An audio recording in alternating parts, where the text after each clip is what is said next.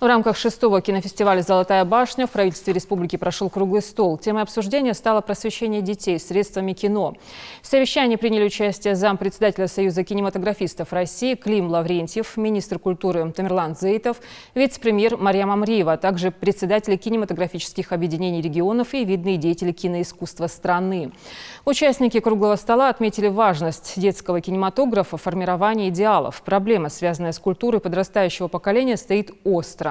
С экранов дети воспринимают образ героя и манеру поведения. Так происходит, что представление о мире юные зрители получают не из российского кино, а из западного, которое преобладает на экранах страны.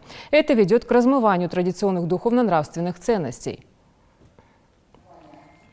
Необходимым для возрождения в стране детского и юношеского кино создание государственной киностудии детских и юношеских фильмов.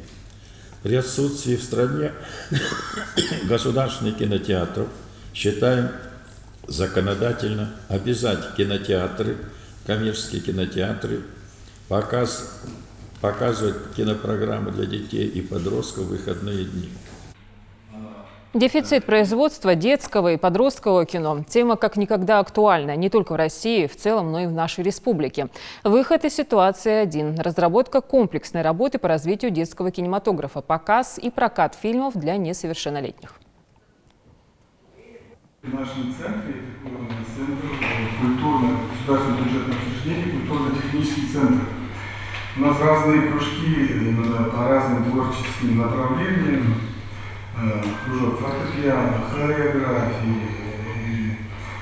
что у нас, вокальные кружки двух категорий, детские, старший подростковый, вот, кружок гитары, очень разные творческие направления. И вот как раз у нас остро стоял вопрос именно создания в этом центре, создания детского кружка кино.